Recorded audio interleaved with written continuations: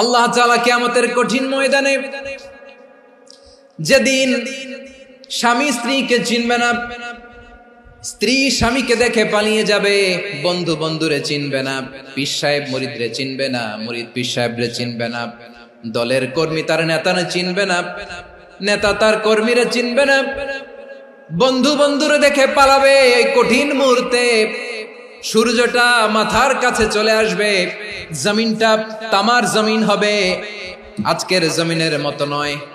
মানুষ ঘর্মাক্ত, ক্লান্ত, শ্রান্ত মাথার মগজগুলো কানের ছিদ্র আর নাকের ছিদ্র দিয়ে বেয়ে বেয়ে পড়বে।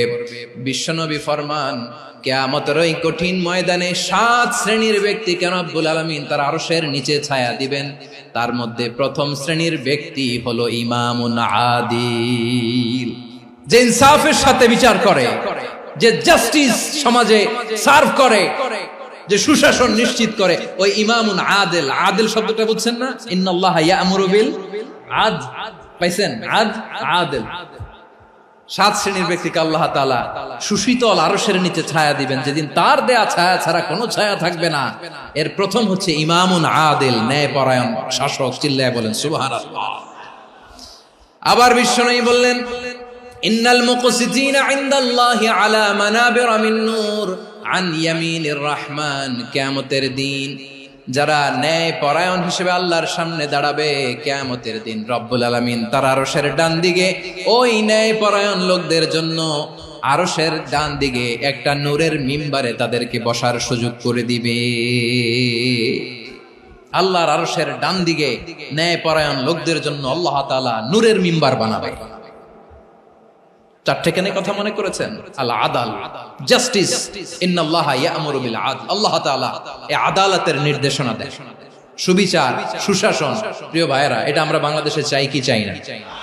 এই যে অরাজকতা, এই যে অন্যায়, এই যে জুলুম, এই যে ইনকনসিস্টেন্সি সমাজের অসঙ্গতির প্রধান কারণ জাস্টিস নাই, সুবিচার নাই, সুশাসন নাই। শেষবারের মতো আওয়াজ করে বলেন তো, আমরা বাংলাদেশে আদল চাই কি চাই না? তাহলে প্রথম নির্দেশনা শেষ। আল্লাহ তাআলা তোমাদেরকে আদলের আদেশ দেন। এরপরে আল্লাহ বললেন, আমি তোমাদেরকে ইহসানের আদেশ দেই। ইন্নাল্লাহা ইয়া'মুরু বিল আদলি ওয়াল ইহসান। আমি তোমাদেরকে যেমনি আদলের নির্দেশনা দেই, তেমনি ভাবে তোমাদেরকে ইহসানের নির্দেশনা দেই। ইহসান, আওয়াজ করে সবাই বলেন তো ইহসান। ইহসান মানে কারো প্রতি সফট হার্টেড হওয়া, মহানুভব হওয়া, অনুগ্রহ পরায়ণ হওয়া, অনুগ্রহশীল হওয়া, একে অপরের প্রতি দয়াদ্র হওয়া। একে অপরের প্রতি দয়াদ্র, অনুগ্রহশীল হওয়া ছাড়া মানবিক সমাজ কশিনকালেও গঠন করা সম্ভব না। প্রিয় ভাইয়েরা, সুন্দর আচরণ দিয়ে, ইহসান দিয়ে যা জয় করা যায়, নরম আচরণ দিয়ে যেটা অর্জন করা যায়, কঠোরতা দিয়ে সেটা পারা যায় না। বিষ্ণু ঈসা ইসলাম ইহসান দিয়ে, কোমল আচরণ দিয়ে, তার অনুগ্রহ দিয়ে তিনি অনেক কাফিরের হৃদয়কে জয় করে ফেলেছেন। সাইয়েদনা সুমামা ইবনে উসাল রাদিয়াল্লাহু তাআলা আনহুর কথা মনে পড়ে যায়। তিনি ছিলেন ইয়ামামার বাদশা। মদিনাতে বিশ্বনবীকে হত্যা করার নিয়তে এসেছিলেন। গোপনে গোপনে বিশ্বনবীকে হত্যা করে আবার ইয়ামামাতে তিনি ফিরে যাবেন। কিন্তু কি অবাক করা কাণ্ড, হত্যা করতে পারে নাই, সাহাবাদের হাতে তিনি ধরা পড়ে গেলেন। সাইয়েদনা সুমামা ইবনে উসাল রাদিয়াল্লাহু তাআলা আনহু হত্যার নিয়তে আসলেন, কিন্তু হত্যা করতে পারলেন না। সাহাবারা ওনাকে ধরে ফেললেন, ধরে মসজিদে নববীর পিলারের মধ্যে বেঁধে রাখলেন। সুমামা ইবনে উসাল, সিরাত থেকে শুনে, সিরাত থেকে শোনাচ্ছি, রাদিয়াল্লাহু তাআলা আনহু ইয়ামামার অধিপতি ছিলেন। বিশ্বনবীকে হত্যার জন্য আসছেন, ধরা পড়ে গেছেন, এখন মসজিদে নববীতে বেঁধে রাখছে। তার মানে বন্দী। এখন স্ট্যাটাস কি? বন্দী, ক্যাপটিভ। তো বিষ্ণু ঈসা ইসলাম সাহাবাদেরকে বললেন, তার খোঁজ খবর নিও, সুমামা ইবনে উসালের খোঁজ খবর নিও। সাহাবারা বলেন, ইয়া রাসূলুল্লাহ, আপনাকে হত্যা করতে এসেছে, তার তো কঠিন ক্যাপিটাল পানিশমেন্ট হওয়া দরকার, কঠিন শাস্তি হওয়া দরকার। বিশ্বনবী বললেন, না, আমি যেটা জানি তোমরা সেটা জানো না, তোমরা সুমামার সাথে ভালো আচরণ করো। বিশ্বনবী সুমামার কাছে গেলেন। প্রথম দিন যে তিনি কালেমার দাওয়াত দিলেন, ইমানের দাওয়াত দিলেন, ইসলামের দাওয়াত দিলেন, রিসালাতের দাওয়াত দিলেন, আখিরাতের দাওয়াত দিলেন। পরের দিন যে বিশ্বনবী সালাতের দাওয়াত দিলেন, যাকাতের দাওয়াত দিলেন, ইসলাম কি, কিভাবে, কেমন করে পালন করতে হয় চমৎকার আর্টিকুলেট করতে শুরু করলেন। তন্ময় হয়ে সুমামা ইবনে উসাল রাদিয়াল্লাহু তাআলা আনহু বিশ্বনবীর কথাগুলো শুনতে আরম্ভ করলো। একদিন নয়, 2 দিন নয়, টানা 3 দিন বিশ্বনবী সুমামার কাছে ইসলামকে প্রেজেন্ট করেছেন, উপস্থাপন করেছেন। আওয়াজ করে বলেন, কয় দিন? 3 দিন। 3 দিন মসজিদে নববীতে বাধা। আর সাহাবীদেরকে বললেন, তার খোঁজ খবর নিও, তোমরা যে রুটি বানাও এর মধ্যে সবচেয়ে ভালো আটার রুটিটা তারে দিও, সবচেয়ে রিফাইন্ড খেজুর, যেটা পিওর খেজুর, এটা তারে দিও। আর বিশ্বনবী নিজের উট থেকে দুধ দহন করে ওনার বাড়ির এক কর্মচারীকে বলেছেন, দুধ দহন করে সুমামার জন্য নিয়ে যেও। সুবহানাল্লাহ পড়বেন না? সবাই তো অবাক, ইয়ামামা থেকে আসছে নবীকে হত্যা করতে, বিশ্বনবী দেখে তারে জামাই আদর করে।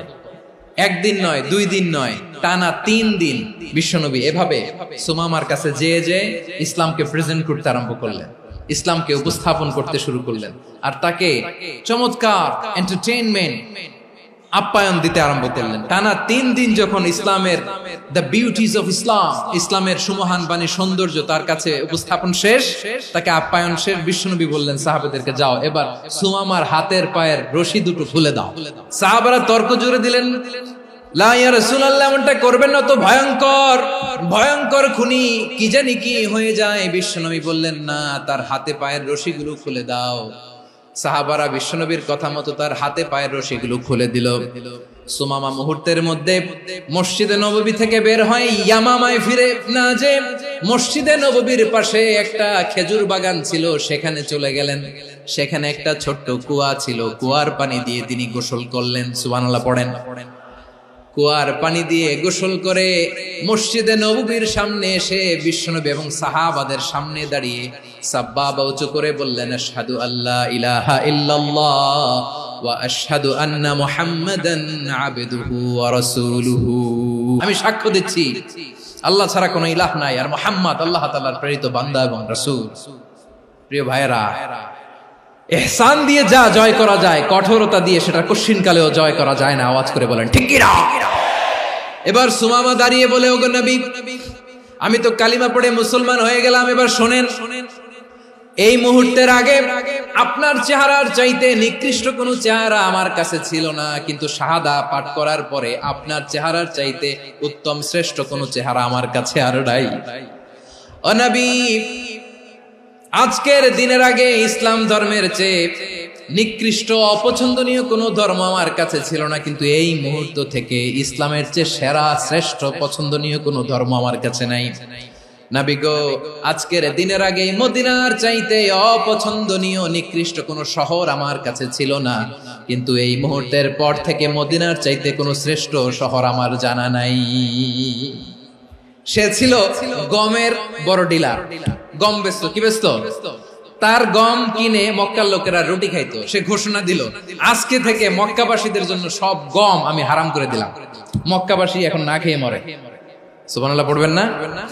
মক্কাবাসী বিশ্বনবীর কাছে আসলেন, এসে বললেন, মুহাম্মদ, আমরা তো তোমার ভাই, তোমার চাচা, তোমার ভাতিজা, তোমার আত্মীয়, তুমি সুমামারে বলো সে যেন আবার গমের সাপ্লাই মক্কার জন্য অনুমতি দিয়ে দেয়। বিশ্বনবীর অনুমতি ক্রমে সুমামা আবার মক্কাতে গম পাঠাতে শুরু করলো। পড়েন সুবহানাল্লাহ।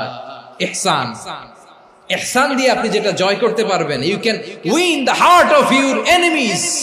ইহসান দিয়ে আপনি আপনার শত্রুর হৃদয়কে জয় করতে পারবেন। এজন্য আল্লাহ বললেন, ওয়া আনফিকু ফি সাবিলিল্লাহি ওয়া লা তুলকু বিআইদিকুম ইলাত তাহলুকা ওয়া আহসিনু ইন্নাল্লাহা ইউহিব্বুল মুহসিনিন।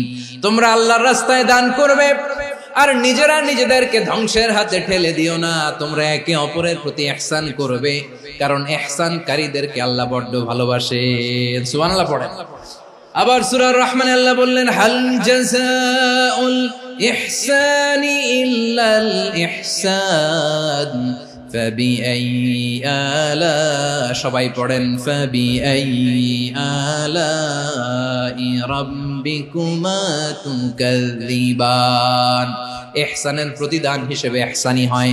বিশ্বনবী সুমামার প্রতি যেমন ইহসান করেছেন, সুমামাও ঠিক তেমন ইহসান ফিরিয়ে দিয়েছে। ঠিক কিনা বলেন? তাহলে এক নম্বরে হচ্ছে আদ, ন্যায় বিচার। দুই নম্বরে সবাই বলেন ইহসান, সদাচরণ।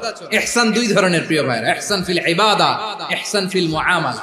ইহসান ফিল ইবাদা হচ্ছে একাগ্র অনুভবে ইবাদতে ডুব দেওয়া, এর নাম ইবাদতের ইহসান। সুবহানাল্লাহ পড়ুন। বিশ্বনবী বলেন ইহসান মানে কি জানো নাকি? হাদিসে জিবরিলে সাইয়েদনা জিবরিল আলাইহিস সালাম বিশ্বনবীকে বললেন আখবিরনি আনিল ইহসান। নবী আমাদেরকে বলেন ইহসান মানে কি? বিশ্বনবী বললেন আনতা আবুদাল্লাহা কাআন্নাকা তারাহু ফাইন লাম তাকুন তারাহু ফাইন্নাহু ইয়ারাক। ইহসান মানে হলো এমন ভাবে তুমি আল্লাহর সামনে নিজেকে উজাড় করে ইবাদত করবে, তুমি ভাববে তুমি আল্লাহকে দেখতে পাচ্ছ। আর এটা যদি ভাবা তোমার জন্য কঠিন হয়ে যায়, অন্তত এতটুকু তুমি ভাববা যে আল্লাহ তোমাকে দেখতে পাচ্ছেন। ঠিক কিনা বলেন?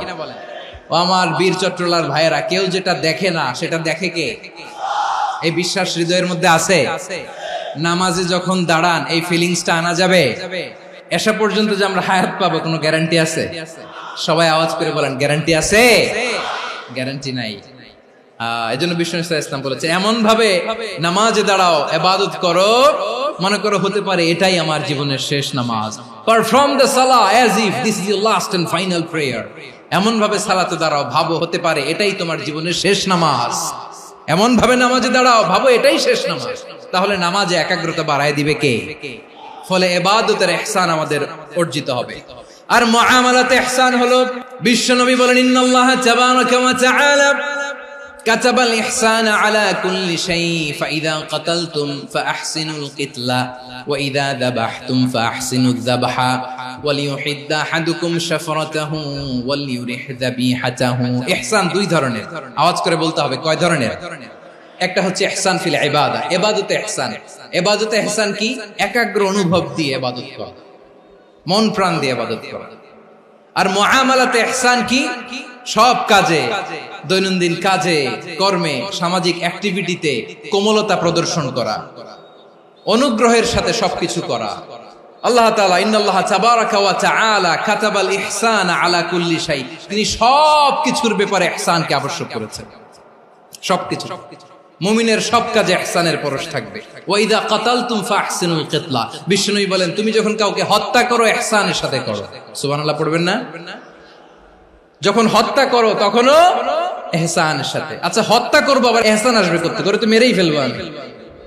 আল্লাহ, ও ভাই একজন খুন করেছে, খুনি, রাষ্ট্রীয় আইনে তার শাস্তি হয়েছে ডেথ পেনাল্টি, মৃত্যুদণ্ড। এখন মৃত্যুদণ্ড দেখে আপনি যেমনি মন চায় তেমনি মারবেন লোকটারে? ওর নাক কেটে ফেলতে পারবেন? ওর কান কাটতে পারবেন? ওর চোখ উপড়ে ফেলতে পারবেন আপনি? যেমন মন চায় তার অঙ্গহানি করা যাবে না। ইহসানের সাথে তাকে হত্যা করো। সুবহানাল্লাহ, this is Islam, this is the true essence of Islam. ওয়া ইযা যাবাহতুম ফাহসিনুয যাবহা, যখন জবাই করবে তখনও ইহসানের সাথে জবাই করো। করব জবাই, ওইখানেও নাকি ইহসান। আচ্ছা কুরবানির দিন আমরা পশুগুলোরে কি করি বলেন সবাই আওয়াজ করে? জবাই। জবাই মানে তো এটারে মেরেই ফেলতেছি, একটু পরে তো টুকরো টুকরো করে গোশতগুলো খাবো, এটা তো খাবো, এটা তো মেরেই ফেলবো। বিষ্ণু বলে না, জবের মধ্যেও মুমিনের জবের ভেতরেও ইহসানের পরশ থাকা চাই। যখন জবাই করবে প্রাণীটাকে হাত পা টাইট করে বেঁধে নাও, ছুরিটাকে শার্পেন করে নাও, ধারালো করে নাও, যাতে অল্প সময়ে জবাইটা হয়ে যায়, প্রাণীটা যাতে কম কষ্ট পায়। সুবহানাল্লাহ পড়ে। দিস ইজ কল্ড ইহসান। আল্লাহ তাআলা যেমনি আদলের আদেশ করেছেন, ন্যায় বিচার, জাস্টিস এনশিওর করতে বলেছেন, সমাজে ইহসানের ব্যবহার, ইহসানের অনুশীলন তিনি করতে বলেছেন। এজন্য মুমিনের প্রতিটি কাজে, আমার চট্টগ্রামের ভাইয়েরা আমার দিকে তাকান, খেয়াল করে শুনুন, মুমিন জীবনের প্রতিটি কাজে ইহসানের পরশ থাকা চাই। আমরা যেন আমাদের পরিবারের প্রতি ইহসান করি, আমরা যেন আমাদের কর্মচারীদের প্রতি ইহসান করি, আমরা যেন আমাদের কলিগদের প্রতি ইহসান করি, আমরা যেন আমাদের ভাইদের প্রতি ইহসান করি। মুমিন জীবনের প্রতি কাজে ইহসানের পরশ থাকার দরকার আছে না নাই? কথা বুঝতে পেরেছেন? তাহলে আল্লাহ তাআলার তিনটা আদেশ ছিল, কয়টা গেল? প্রথমে কি ছিল? আদল। 2 নম্বরে, 3 নম্বরে রব্বুল আলামিন বললেন ওয়া ইতাইদিল কুরবা, নিকটাত্মীয়দেরকে দান করো। নিকট আত্মীয়দেরকে দাও, যারা তোমাদের ব্লাড কানেকশনের আত্মীয় তাদেরকে তোমরা দাও। এখানে জেনারেলি বললেন দাও, কি দিব সেটা তিনি এখানে বলেন নাই, সেটা তিনি সূরাতুল ইসরার মধ্যে বলেছেন। আল্লাহ বলেন ওয়া আতিযাল কুরবা হাক্কাহ, নিকট আত্মীয়দেরকে তাদের অধিকার, তাদের প্রাপ্য তোমরা বুঝিয়ে দাও। দেখেন, একটা শান্তির সমাজ, একটা সমৃদ্ধ সমাজ, একটা মানবিক সমাজ গঠনের জন্য আল্লাহ তাআলা বেশি না, মাত্র 3টা অর্ডার, 3টা ভার্ডিক্ট তিনি জারি করেছেন। 1 নাম্বার সুশাসন, ন্যায় বিচার।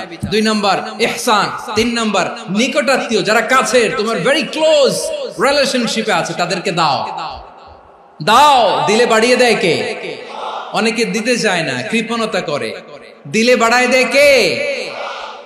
ও মিয়া, মদিনার মধ্যে সবচাইতে গরিব সাহাবী ছিল বেলাল রাদিয়াল্লাহু তাআলা আনহু।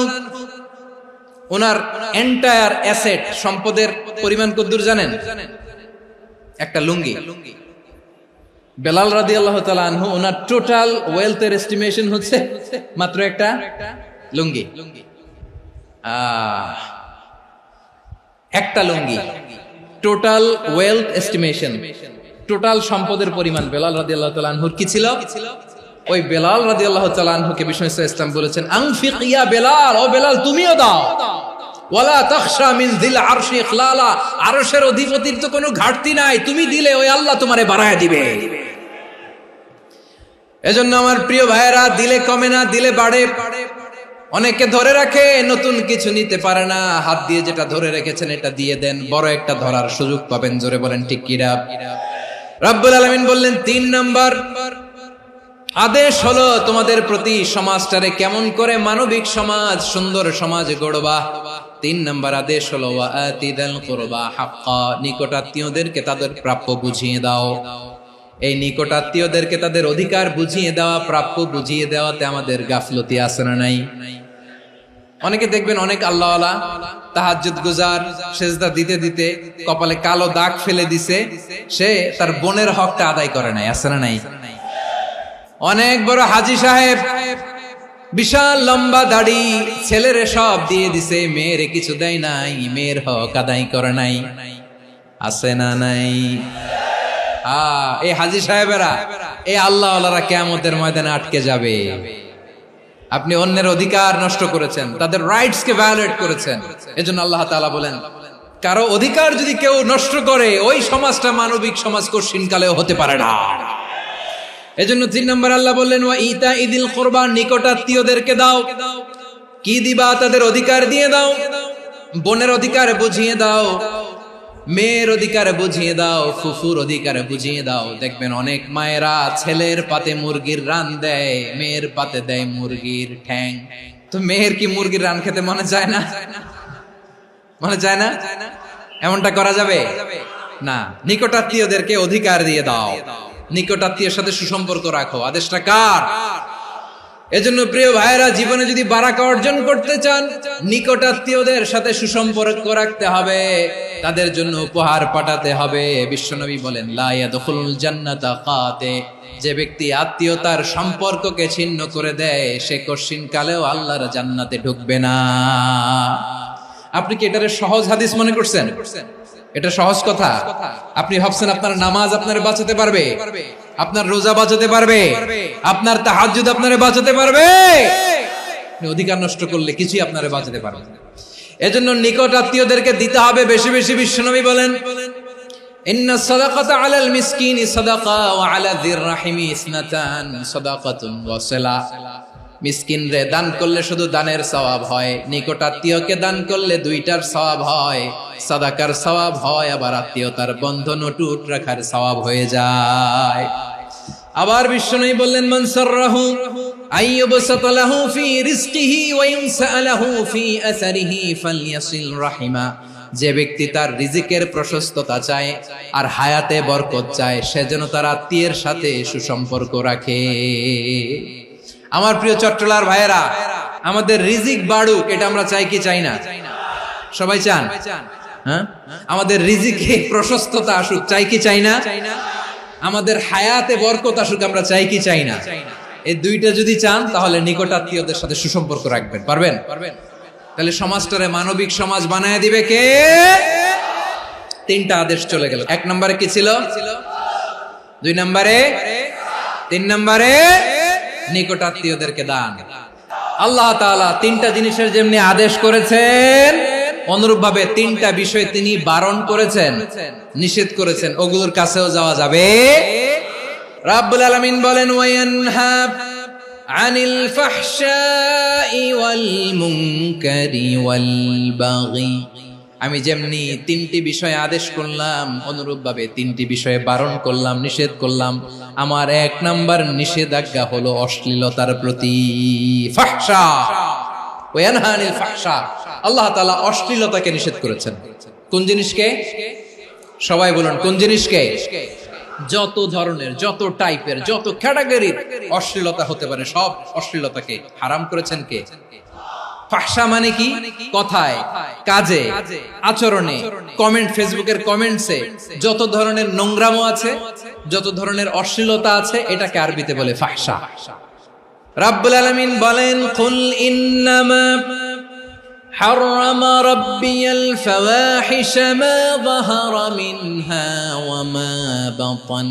ও নবী, আপনি বলে দেন, আমার রব প্রকাশ্য, অপ্রকাশ্য, স্পষ্ট কিংবা অস্পষ্ট, দৃশ্যমান কিংবা অদৃশ্যমান সব অশ্লীলতাকে হারাম করেছেন। সব ধরনের অশ্লীলতা হারাম। আল্লাহ তাআলা আমাদেরকে অশ্লীলতা থেকে বাঁচান। এবার বলেন, আমাদের সমাজে অশ্লীলতা আছে না নাই? অশ্লীলতা নানা ভাবে, নানা নামে, নানা মোড়কে আমাদের সমাজে আছে না নাই? সংস্কৃতির নামে, ফ্যাশনের নামে, বিনোদনের নামে, উপন্যাসের নামে, কনসার্টের নামে অশ্লীলতা আছে না নাই? আপনি দেখেছেন কনসার্টগুলোর অবস্থা? আমাদের তরুণ তরুণীরা, আমাদের যুবক যুবতীরা, আমাদের জেনজিরা, কি অবস্থা ওইখানে? কনসার্টের নামে অশ্লীলতা আছে না নাই?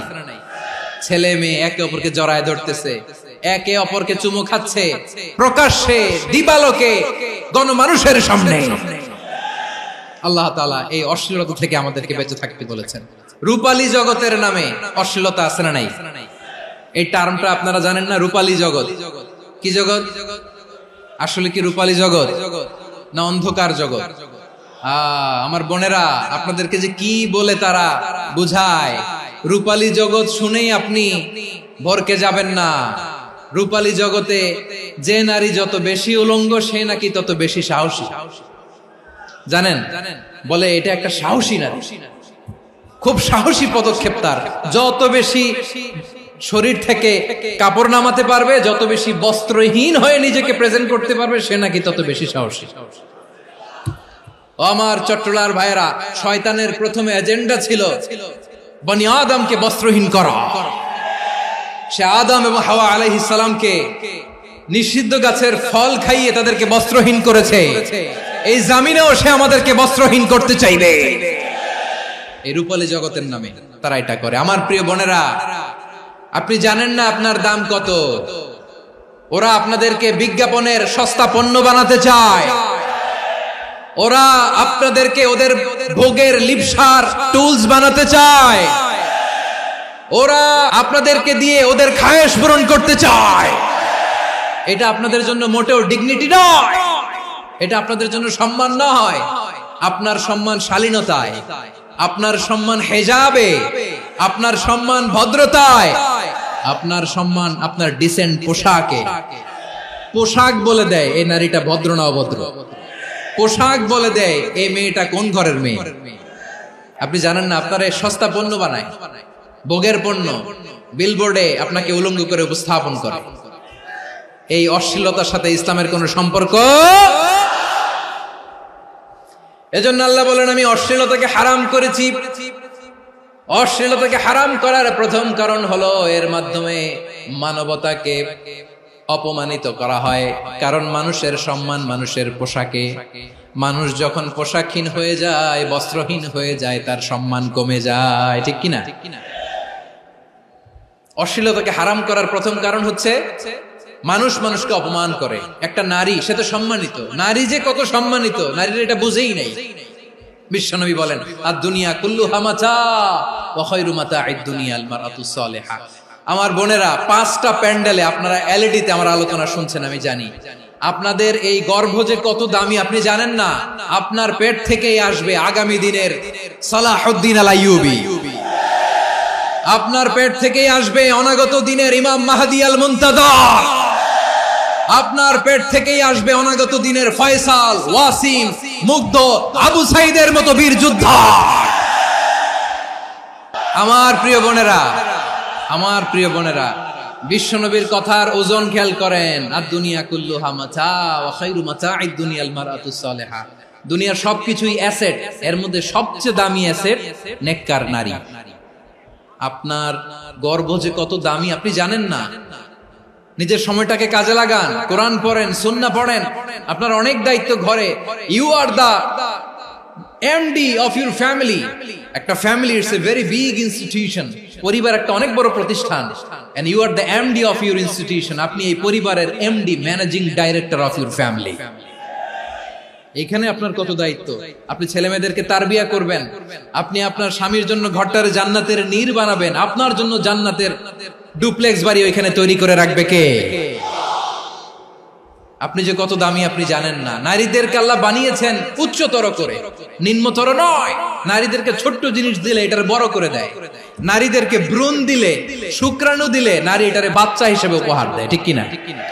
বিয়ের মাধ্যমে স্বামী যখন তার শুক্রাণু তার স্ত্রীকে উপহার দেয়, স্ত্রী রিটার্নে কি উপহার দেয়? ফুল ফর্ম বেবি, মানব সন্তান। দেখছেন, আপনি দিলেন একটুকুনি, দিছে বিশাল। আপনি যদি নারীকে বাজার এনে দেন, নারী এটাকে সুস্বাদু খাবারে রূপান্তর করে দেয়। আপনি তাকে একটা মুচকি হাসি দিয়ে দেন, সে তার কলিজা দিয়ে দেয়। কিন্তু যদি আপনি তার মনে কষ্ট দেন, সে আপনার জীবনকে জাহান্নাম বানায়া দেয়। নারীর মন বুঝতে পারলে নেয়ামত, বুঝতে না পারলে কিয়ামত। আমার প্রিয় বোনেরা, আপনি যে কত দামি আপনি জানেন না। অনেক দামি আপনি। আপনাদেরকে যেন ভোগের সস্তা পণ্য বানাতে না পারে, আপনাদেরকে সচেতন থাকতে হবে। তাহলে কেন আল্লাহ তাআলা এই ফাহশা, অশ্লীলতাকে হারাম করলেন? 1 নাম্বার, এতে হিউম্যান ডিগনিটি কমে। 2 নাম্বার, এতে মানুষের অধিকার নষ্ট হয়। আপনি বিয়ে করেছেন, এরে পরকিয়া করেন, ওর সাথে এরকম আছে না নাই? স্ত্রীর অধিকার নষ্ট করেছেন। আপনি বিবাহ সম্পর্কে আবদ্ধ হয়েছেন তার সাথে, আপনি পরকিয়া করেন ওই ছেলের সাথে, আপনি আপনার হাজবেন্ডের সাথে বিট্রে করেছেন। এজন্য আল্লাহ অশ্লীলতাকে হারাম করেছেন। অশ্লীলতাকে হারাম করার আরেকটা কারণ হচ্ছে আল্লাহ তাআলা এই হিউম্যান জেনারেশনকে এটাকে প্রিজার্ভ করতে চায়। হিফজুন নাসল, এটা মাকাসিদুশ শরিয়ার অনেক গুরুত্বপূর্ণ একটা মাকাসিদ, অনেক গুরুত্বপূর্ণ। আপনার নাসল, আপনার জেনারেশনকে সংরক্ষণ করা। এই যে আসতেছে ফেব্রুয়ারি, কত ফেব্রুয়ারি জানো? এটা কি বিশ্ব ভালোবাসা দিবস? হ্যাঁ, কি দিবস? এই বিশ্ব ভালোবাসা দিবসের সাথে মুসলমানদের কোনো সম্পর্ক নাই। আমার প্রিয় ভাইরা, এই যে আপনি অবৈধ সম্পর্কে জড়ালেন, কেন আল্লাহ অশ্লীলতাকে হারাম করেছে দেখেন। বলতেছিলাম যে এটা আপনার নাসল, আপনার জেনারেশন, আপনার লিনিয়েজ, আপনার বংশকে প্রিজার্ভ করা। কে কার বাবা, কে কার মা, বাবা মা জানা, প্রজন্মকে প্রিজার্ভ করা, এটা ইসলাম ওয়াজিব করে দিয়েছে। এই যে অবৈধ সম্পর্কের কারণে, বিশ্ব বেহায়া দিবসের কারণে, এগুলোর আউটকাম, আউটপুট হিসেবে মাঝে মাঝে এই ঢাকা মেডিকেলের ডাস্টবিনে নবজাতকের বাচ্চার কান্নার আওয়াজ শুনতে পাওয়া যায়। চট্টগ্রাম মেডিকেলের ডাস্টবিনে নবজাতকের কান্না শুনতে পাওয়া যায়। বীর চট্টলার মুসলমানেরা বুঝতে পারলে আওয়াজ করে বলেন, এই যে চট্টগ্রাম মেডিকেলে যে নবজাতকটা পাওয়া গেল, ওর বাবাকে আমাকে বলেন, ওর মাকে, ও কোন ফ্যামিলির সন্তান কেউ জানে? আপনি হিউম্যান ডিগনিটিকে অপমান করেছেন না? আপনি তার ভবিষ্যৎকে অন্ধকার করেছেন না? আপনি তার লিনিয়েজকে প্রশ্নবিদ্ধ করে দিয়েছেন না? এই জন্য আল্লাহ তাআলা অশ্লীলতাকে আমাদের জন্য হারাম করে দিয়েছেন। পড়েন সুবহানাল্লাহ। এই জন্য রাব্বুল আলামিন বলেন, কুল ইন্নামা হারামা রাব্বিয়াল ফাওয়াহিশা মা যাহারা মিনহা ওয়া মা বাতান। প্রকাশ্য অপ্রকাশ্য সব অশ্লীলতাকে হারাম ঘোষণা করে দিয়েছে কে? আবার দুনিয়ার বুকে যারা অশ্লীলতার প্রসার করে তাদের জন্য শাস্তি মজুদ রেখেছে কে? রব্বুল আলামিন বলেন, ইন্নাল্লাযীনা ইউহিব্বুনা আন তাশিআল ফাহিশাতু ফিল্লাযীনা আমানু লাহুম আযাবুন আলীমুন ফিদ দুনিয়া ওয়াল আখিরাতি ওয়াল্লাহু ইয়ালামু ওয়া আনতুম লা তা'লামুন। নিশ্চয়ই যারা বিশ্বাসীদের মাঝে অশ্লীলতার প্রচার প্রসার করতে চায় তাদের জন্য আমি মর্মন্তুদ শাস্তি প্রস্তুত করে রেখেছি, দুনিয়াতেও রেখেছি, আখিরাতেও রেখেছি। ঘোষণাটা কার? যারা এই নাটকের নামে, সিনেমার নামে, রূপালী জগতের নামে, মুভির নামে, ওটিটি প্ল্যাটফর্মের নামে আমার সমাজে অশ্লীলতা ছড়াতে চায় তাদের জন্য কঠিন মর্মন্তুদ শাস্তি মজুদ রেখে দিয়েছে কে? ও আমার বোনেরা, এখনো আপনি জাগবেন না? এখনো আপনার চিন্তার দুয়ারে এখনো নাড়া পড়ে নাই? ওরা আপনাকে উলঙ্গ বানাতে চায়, ওরা আপনাকে আইটেম গার্ল বানাতে চায়। এজন্য ইসলাম অশ্লীলতাকে হারাম করেছে। হারাম। ইসলাম বলেছে যোজন যোজন দূরে থাকো, ওরা বলে না কাছে আসো, কাছে আসার গল্প, ক্লোজ আপ ওয়ান, কাছে আসার গল্প আছে না নাই? তাহলে অশ্লীলতার সাথে আমাদের কোনো সম্পর্ক? সবাই বলতে পারেননি, আওয়াজ করে বলুন, অশ্লীলতার সাথে আমাদের কোনো সম্পর্ক? আমরা এই সমস্ত ক্লোজ আপ ওয়ান, কাছে আসার গল্পের প্রোগ্রামে যাব? আমরা কোন ধরনের অশ্লীল কন্টেন্ট সোশ্যাল মিডিয়ায়, টিভিতে দেখব? কি যুগ যে আমরা কাটাচ্ছি আপনি কল্পনা করতে পারবেন না। পর্ন ইন্ডাস্ট্রি, নারী পুরুষের বস্ত্রহীন যুগল দৃশ্য, এটাকে দিয়ে ওরা কোটি ডলারের ইন্ডাস্ট্রি বানিয়েছে। পুরো মানব ইতিহাসে এরকম জঘন্য সময় মানব ইতিহাস পার করে না। পর্ন এটা ইন্ডাস্ট্রি হয়ে গেছে। আমাদের এই যুবকগুলো, জেনজিগুলো, ওদের চরিত্র বাঁচাবে কি করে? কেমন করে হেফাজত করবে ওদের এই মূল্যবান চরিত্র? আমার প্রিয় ভাইরা, এই অশ্লীলতার দ্য লেটেস্ট ভার্সন হচ্ছে LGBTQ, শরীফ থেকে শরীফা। শুনছেন আপনারা?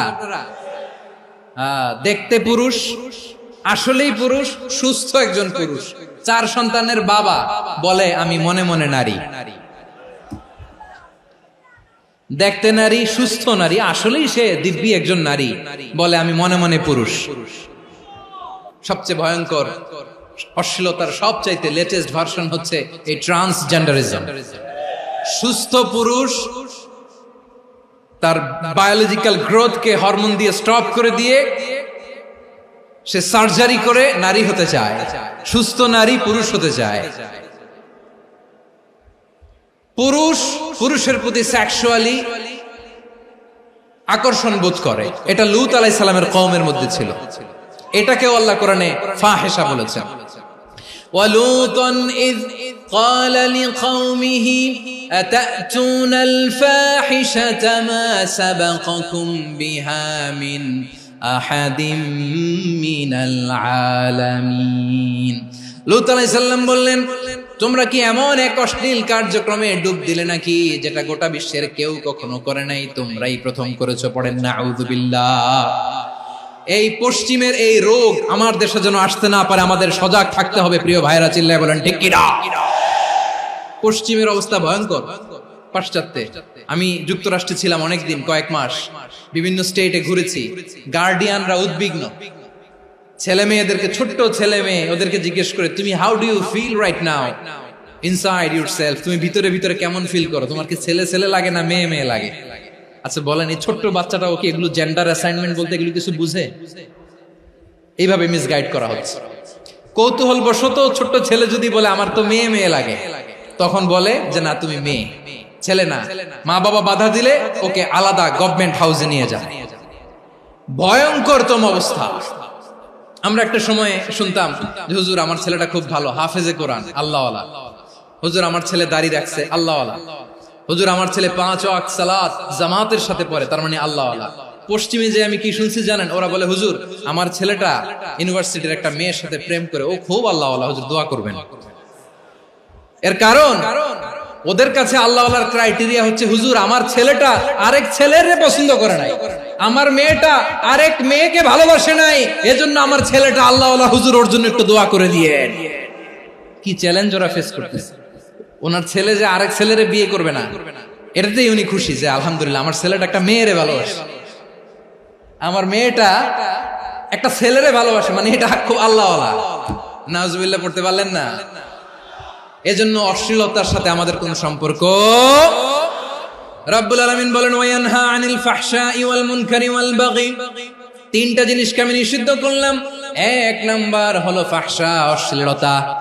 দুই নম্বরে হলো মুনকার, সমস্ত মন্দ কাজ। মুনকার মানে হচ্ছে যত মন্দ কাজ, খারাপ কাজ, বাজে কাজ, এটার বলে মুনকার। এটার কি বলে? আপনারা পড়ছেন না, তা'মুরুনা বিল মা'রুফি ওয়া তানহাউনা আনিল মুনকার। সৎ কাজের আদেশ, অসৎ কাজের নিষেধ। মুনকার, মুনকার হচ্ছে মানুষের স্বাভাবিক বিবেকবোধ যেটাকে খারাপ বলে, ওইটাই মুনকার। পৃথিবীর সব আসমানি গ্রন্থ যেটাকে খারাপ বলেছে, মানুষের স্বাভাবিক বিবেকবোধ যেটাকে খারাপ বলেছে, এগুলো সব মুনকার। যেমন ইফতিজিং, এটা কি ভালো না খারাপ? মজুদদারি, খাদ্যে ভেজাল দেওয়া, ওজনে কম দেওয়া, মাছে ফরমালিন মিশানো, চাঁদাবাজি, টেন্ডারবাজি, দখলবাজি, এগুলো আমাদের স্বাভাবিক বিবেকেই বলে এগুলো খারাপ, এগুলো হচ্ছে মুনকার। আল্লাহ তাআলা এই মুনকার থেকে আমাদেরকে বেঁচে থাকতে বলেন, আর শয়তান এই মুনকারের প্রতি আমাদেরকে উদ্বুদ্ধ করে। আল্লাহ তাআলা বললেন, ইয়া আইয়ুহাল্লাযীনা আমানু লা তাত্তাবিউ খুতুওয়াতিশ শাইতান ওয়া মান ইয়াত্তাবি' খুতুওয়াতিশ শাইতানি ফাইন্নাহু ইয়া'মুরু বিল ফাহশাই ওয়াল মুনকার। আল্লাহ বললেন, আমার গোলামেরা শোনো শোনো, ও আমার বিশ্বাসী বান্দারা খবরদার, তোমরা কশিনকালেও শয়তানের পদাঙ্ক অনুসরণ করবে না, কারণ শয়তান তোমাদেরকে অশ্লীলতা এবং মন্দ কাজের দিকে উদ্বুদ্ধ করে। আমাদের কাজ হচ্ছে শয়তান আমাদেরকে যেদিকে নিতে চায় আমরা তার উল্টা দিকে যাব। শয়তান এই মন্দ কাজকে আমাদের কাছে বিউটিফাই করে, চাকচিক্যময় করে আমাদের সামনে উপস্থাপন করে। এজন্য আল্লাহ বলেন মুনকারকে থামাতে হবে, মুনকার প্রতিরোধ করতে হবে। মুনকার প্রতিরোধের দায়িত্ব শুধু আমাদের নাকি? শুধু আপনার খতিব সাহেবের, ইমাম সাহেবের, নাকি মুসলিম উম্মার সবার? আওয়াজ করে বলুন, মুনকার অসৎ কাজ প্রতিরোধের দায়িত্ব কার? রাব্বুল আলামিন বলেন, কুনতুম খায়রা উম্মাতিন উখরিজাত লিন-নাসি তা'মুরুনা বিল মা'রুফি ওয়া তানহাউনা আনিল মুনকার। তোমাদেরকে শ্রেষ্ঠ জাতি করে জমিনের মধ্যে আবির্ভূত করা হয়েছে, যাতে করে তোমরা জমিনের ভেতরে সৎ কাজের আদেশ করতে পারো আর অসৎ কাজের নিষেধ করতে পারো। উম্মাহ, কুনতুম খায়রা, তাহলে গোটা উম্মার দায়িত্ব, এটা বুঝতে পারছেন তো? আচ্ছা, আরো নিচে আসেন। এরপরে আল্লাহ বললেন, শুধু উম্মাহ না, এই জমিনের রাজত্ব আমি যাদের হাতে দেই, এই জমিনের মালিক আমি যাদেরকে বানিয়ে দেই, যাদেরকে আমি সরকারের দায়িত্ব দেই, তাদেরকেও মুনকার প্রতিরোধের দায়িত্ব দিয়েছে কে? আল্লাহ বলেন, যারা ক্ষমতার মসনদে বসেছে তাদেরকে 4 দফা কর্মসূচি আমি আল্লাহ দিলাম। আওয়াজ করে বলেন, কয় দফা? আল্লাহ বলেন, আল্লাযীনা ইম্মাক্কান্নাহুম ফিল আরদি আকামুস সালাতা ওয়া আতাউয যাকাতা ওয়া আমারু বিল মা'রুফি ওয়া নাহাউ আনিল মুনকার ওয়ালিল্লাহি আকিবাতুল উমুর। যারা এই জমিনের উত্তরাধিকার হয়েছে তারা 4 দফা কর্মসূচি নিয়ে সামনে আগাবা। সালাত কায়েম করবা, যাকাত আদায় করবা, সৎ কাজের আদেশ দিবা, অসৎ কাজ থেকে মুনকার প্রতিরোধ করবা। আদেশটা কার? আমার প্রিয় চট্টলার ভাইরা, পুরো উম্মার দায়িত্ব মুনকার প্রতিরোধ করা, সরকার প্রধানের দায়িত্ব মুনকার প্রতিরোধ করা। এরপর আল্লাহ বলেন, প্রতিটা ফ্যামিলির যিনি প্রধান সিইও বাবা, প্রত্যেক বাবারও দায়িত্ব এই মুনকার প্রতিরোধ করা। আওয়াজ করে বলেন ঠিক কি না? যেমনটি সাইয়েদনা লুকমান আলাইহিস সালাম ওনার কলিজার টুকরা সন্তানকে আদেশ করেছেন, ইয়া বুনাইয়া আকিমিস সালাতা ওয়া'মুর বিল মা'রুফি ওয়ানহা আনিল মুনকার। পড়েন সুবহানাল্লাহ। বাবা ছেলেকে সবক দিচ্ছে। লোকমান আলাইহিস সালাম ছেলেকে বলতেছে, ওরে আমার কলিজার টুকরা সন্তান, ওরে আমার বাছা, নামাজ কায়েম করবা, সৎ কাজের আদেশ দিবা, আর মুনকার প্রতিরোধ করবা, অসৎ কাজ, সমাজ থেকে খারাপ কাজকে ঝেঁটে বিদায় করে দিবা। তাহলে দেখেন আমি স্টেপ বাই স্টেপ নামলাম। পুরা উম্মার দায়িত্ব, জমিনের উত্তরাধিকারী আল্লাহ যাদেরকে বানিয়েছেন সরকার, তাদের দায়িত্ব, প্রতিটি ফ্যামিলির প্রধানের দায়িত্ব, এরপরে বিশ্বনবী বলেন সচেতন প্রতিটি মুসলিমের দায়িত্ব সমাজ থেকে মুনকারকে উৎখাত করা। বিশ্বনবী বলেছেন, মান রাআ মিনকুম মুনকারান ফালিয়ুগাইয়িরহু বিয়াদিহি ফাইন লাম ইয়াস্তাতি ফাবিলিসানিহি ওয়া ইন লাম ইয়াস্তাতি ফাবিকলবিহি ওয়া যালিকা আযআফুল ঈমান। সমাজে যে মুনকার দেখবে, খারাপ কাজ দেখবে, সে যেন হাত দিয়ে সেটাকে থামায়। আমার প্রিয় ভাইরা, না থামালে আমরাই ডুববো শেষমেশ। আমাদের বাঁচার জন্য হইলেও থামাইতে হবে। রব্বুল আলামিন বলেন, ওয়াত্তাকু ফিতনাতাল লা তুসিবান্নাল্লাযীনা যালামু মিনকুম খাসসা। ও আমার গোলামেরা, ওই আযাবকে ভয় করো যে আযাব যখন আমি জমিনের বুকে পাঠাই, শুধু জালেমদেরকেই মারি না, আলেমদেরকেও মারি। আযাব যখন আসে তখন শুধু জালিমই মরে না, আলেমও মরে। জানেন, মুসা আলাইহিস সালামের পায়ে একবার লাল পিঁপড়া, তো উনি রেগে মেগে পাশি দেখে লাল পিঁপড়ার বাসা, পা দিয়ে ডলে মুছে সবগুলো পিঁপড়া মেরে ফেলছে। এই ঘটনাটা আল্লাহ ঘটিয়েছেন। এজন্য মুসা আলাইহিস সালাম ছিলেন কালিমুল্লাহ, সরাসরি আল্লাহর সাথে কথা বলতেন। তিনি আল্লাহকে জিজ্ঞেস করেছিলেন, আল্লাহ তুমি যখন কোন জনপদে আযাব পাঠাও, শাস্তি দাও, ওখানকার শুধু জালেমরাই তো মরে না, ভালো মানুষগুলাও মরে, তো আযাব দিবা মুশরিকদের উপর দিবা, অবাধ্যদের উপর দিবা, ভালো মানুষগুলোরে মারো কেন? আল্লাহ বললেন, মুসা তোমার যে কামড় দিছিল পায়ের মধ্যে পিঁপড়া, কয়টা পিঁপড়া? একটা পিঁপড়া, তো সবগুলারে মারলা কেন? রেগে মেগে পুরো পিঁপড়ার বাসা ভেঙে মেসাকার করলা কেন? আমি যখন অ্যাকশনে যাই, আমি যখন শাস্তি দেই, তখন এত বাস বিচার করা হয় না, বাস বিচার করা যায় না। যখন অ্যাকশনে যাওয়া হয়, ওইটা ডাইরেক্ট অ্যাকশন হয়ে যায়। চিল্লায় বলো ঠিক কি না? এজন্য আমাদের বাঁচার জন্য হলেও এই পাপ থামাতে হবে, এই শয়তানের অট্টহাসি থামাতে হবে, অন্যায় অপরাধ সমাজ থেকে আমাদের থামাতে হবে। কারণ আযাব আসলে ওরাও মরবে, আমরাও মরব। একটা জাহাজ 2 তলা, আপনি আছেন 2য় তলায়। নিচের তলার কিছু লোক জাহাজের তলা ছিদ্র করতে আরম্ভ করছে। কি ছিদ্র করতেছে? আচ্ছা, জাহাজের তলা ছিদ্র করলে তলা দিয়ে কি ঢুকে? এখন আপনি যদি বলেন আমার কি, আমি তো 2 তলায়, আমি তো ভালো আছি, ওরা ছিদ্র করে ওরা মরবে। আসলে কি শুধু ওরা মরবে? তলা দিয়ে যখন পানি ঢুকবে, জাহাজ ঢুকলে আপনিও মরবেন। এজন্য নিজে মরার আগে ওই পাগলগুলোর নিচতলায় যে থামাতে হবে। চিল্লায় বলেন ঠিক কি না? এজন্য আল্লাহ বললেন, মুনকার প্রতিরোধের দায়িত্ব সমাজের টপ টু বটম সবার। এজন্য মুনকার প্রতিরোধ করার দরকার আছে না নাই? সমাজে এই যে ইফটিজিং হয়, আপনার বোনের বয়সী একটা মেয়েকে কিছু বখাটে টিটকারি করে, এই বলে সেই বলে, নোংরা কথা বলে, রাস্তায় দেখেও আপনি পাশ দিয়ে না দেখার মতো চলে যান কেন? আপনি দাঁড়ান না কেন? আপনি দাঁড়ালেই তো থেমে যাবে, কারণ সত্যের যে শক্তি, তার সামনে মিথ্যা মুখ থুবড়ে পড়ে। আপনার সামনে ও কিছুই না, নাথিং। আপনি দাঁড়ান, ওকে প্রশ্ন করেন যে আমার বোনকে তুমি ডিস্টার্ব করো কেন? আপনাকে দেখে আরো 5 জন দাঁড়াবে, 5 জনকে দেখে আরো 10 জন দাঁড়াবে। আমাদের নীরবতা আর আমাদের নিশ্চুপ থাকাই জালিমদেরকে আরো শক্তিশালী জালিম বানিয়েছে। এজন্য মুনকার প্রতিরোধের দায়িত্ব আমাদের সবার। টেন্ডারবাজি, চাঁদাবাজি, দুর্নীতি, অপরাধ, দখলদারিত্ব, মজুদদারি, এগুলো সবকিছু একসাথে প্রতিরোধ করতে হবে। ঠিক কিনা বলেন? একটা মানবিক সমাজ যদি চাই, প্রতিরোধ করতে হবে। প্রিয় ভাইয়েরা, আল্লাহর শপথ নিয়ে বলি, এই নাসিহাত গুলো সবার জন্য, সব দলের জন্য, সব মতের মানুষের জন্য।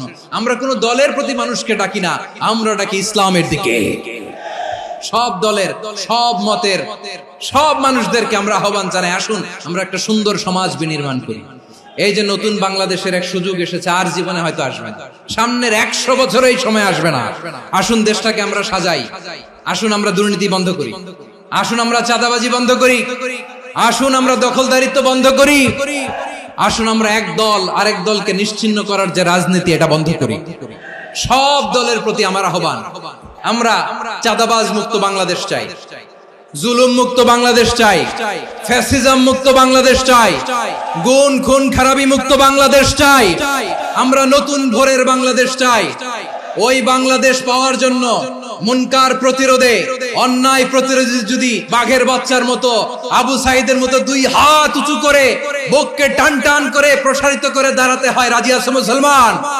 রাব্বুল আলামিন বলেন, ওয়ায়ানহা আনিল ফাহশাই ওয়াল মুনকারি ওয়াল বাগি ইয়াইযুকুম লাআল্লাকুম তাযাক্কারুন। আল্লাহ বললেন, আমি অশ্লীলতাকে নিষেধ করি, আমি সব ধরনের মন্দ কাজকে নিষিদ্ধ করি, সব শেষে আমি সীমা লঙ্ঘনকে তোমাদের জন্য নিষিদ্ধ করি।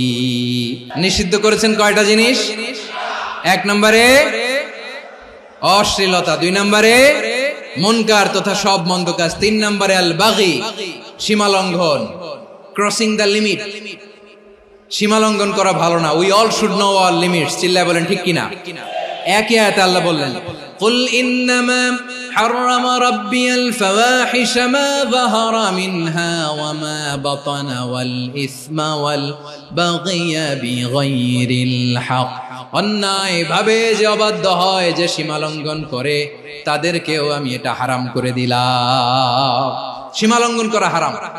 আল্লাহ বারবার বারবার আমাদেরকে ওয়ার্নিং দেয়। যখন আমরা থামি না তখন আল্লাহ ধরে, আর যখন ধরে তখন ছাড়ে না। ধরে ধরে ধরে না, ধরলে আল্লাহ। ফেরাউনকে কিন্তু হুট করে ধরে নাই, আপনারা জানেন 9 বার ওয়ার্নিং দিয়েছে। ফেরাউনকে আল্লাহ তাআলা ওয়ার্নিং দিয়েছিল কয়বার? রাব্বুল আলামিন বলেন, ওয়ালাকাদ আতাইনা মূসা 9 আয়াতিন বাইয়িনাত। 9টা মুআজিজা দেখিয়েছি, 1 2 3 বারবার এইভাবে রিমাইন্ডার, ওইভাবে রিমাইন্ডার, এইভাবে নসিহত, ওইভাবে দাওয়া। ফাকুলা লাহু কাওলান লাইয়িনা, নরম করে বলো, সফট করে বলো, যত ওয়ে হতে পারে দাওয়া মেথডোলজি। মুসা আলাইহিস সালামের সব অ্যাপ্লাই শেষ, 10ম বারে যে আল্লাহ ধরছে। 10ম বারে যে ধরেছে। এজন্য আল্লাহ বলেন, আমি সীমা লঙ্ঘনকে পছন্দ করি না। কোরআনের অন্য আয়াতে বাগীকে বলা হয়েছে আল ইতিদা। সীমা লঙ্ঘন যারা করে তাদেরকে আল্লাহ বলেছেন মুতাদিন। ওয়াকাতিলু ফি সাবিলিল্লাহিল্লাযীনা ইউকাতিলুনাকুম ওয়া লা তা'তাদু ইন্নাল্লাহা লা ইউহিব্বুল মুতাদিন। আমি সীমা লঙ্ঘনকারীদেরকে কোশ্চিনকালেও পছন্দ করি না। আমরা যেন সীমা লঙ্ঘন না করি, রাজি আছেন তো? যে কোনো ক্ষেত্রে ইবাদতে যেন সীমা লঙ্ঘন না করি। অনেকে আমরা ইবাদতে সীমা লঙ্ঘন করে ফেলি। বিশ্বনবী সাল্লাল্লাহু আলাইহি ওয়াসাল্লাম যেটা শিখিয়েছেন, এর বাইরে যে অতিরিক্ত বুজুর্গ হতে চায়, এরকম আছে না নাই? কোন ক্ষেত্রেই সীমা লঙ্ঘন করা যাবে, এমনকি যুদ্ধ ক্ষেত্রেও না। বিশ্বনবী সাল্লাল্লাহু আলাইহি ওয়াসাল্লাম বলেন, খবরদার যুদ্ধ ক্ষেত্রেও সীমা লঙ্ঘন করো না। কি সুন্দর ইসলাম আমরা পেয়েছি। বিশ্বনবী বলেন, খবরদার যুদ্ধের ময়দানে কোনো নারীর গায়ে হাত তোলো না, কোনো শিশুর গায়ে হাত তোলো না, কোনো গবাদি পশু হত্যা করো না, কোনো শস্য ক্ষেত্র ধ্বংস করো না, ইবাদতরত অন্য ধর্মের কোনো সন্ন্যাসীর গায়ে হাত তোলো না। বলেন সুবহানাল্লাহ। তাহলে আমরা সীমা লঙ্ঘন করতে পারবো। প্রিয় ভাইরা, একটা সুখী, সমৃদ্ধ, শান্তির সমাজ, মানবিক সমাজ যদি আমরা গঠন করতে চাই, আমাদের আল্লাহর দেয়া কয়টা আদেশ মানতে হবে বলেন দেখি? আর বেঁচে থাকতে হবে কয়টা জিনিস থেকে? আল্লাহর আদেশ কি? 1 নাম্বার আদাল, ন্যায়পরায়ণতা। আমরা সুবিচার, সুশাসন, ন্যায় বিচার চাই কি চাই না? 2 নম্বরে কি ছিল? মাশাআল্লাহ, আমরা যেন সবার প্রতি দয়া পরবশ হই, ইহসান করি। 3 নম্বরে কি ছিল? নিকটাত্মীয়দের দান করা, তাদের অধিকার প্রাপ্য বুঝিয়ে দেওয়া। পাশাপাশি 3টা জিনিস থেকে আল্লাহ বারণ করেছেন, নিষেধ করেছেন। তার প্রথমটা ফাহশা, অশ্লীলতা। অশ্লীলতার সাথে আমাদের কোনো সম্পর্ক। 2 নম্বর নিষেধাজ্ঞা কি ছিল? আল মুনকার, সমাজের যত মন্দ কাজ, এগুলোকে আমরা প্রতিরোধ করব। রাজি আছেন তো সবাই? 3 নম্বরে আল বাগী, সীমালঙ্ঘন। কোন মুসলিম সীমালঙ্ঘন করে না। রাব্বুল আলামিন শেষে বললেন, ইয়াইদুকুম লাআল্লাকুম তাযাক্কারুন। আল্লাহ তোমাদেরকে উপদেশ দেন যাতে তোমরা শিক্ষা গ্রহণ করো। আমরা উপদেশ দেব, আমরা জোর করে কাউরে কিছু মানাতে চাই না।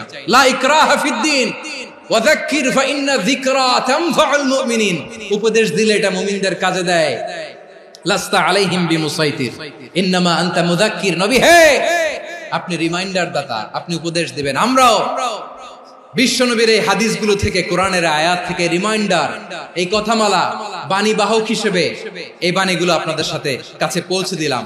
আমরা আল্লাহ তাআলার কাছে প্রার্থনা করি, আল্লাহ আমরা যেন আদল দিয়ে আমাদের সমাজকে গঠন করতে পারি।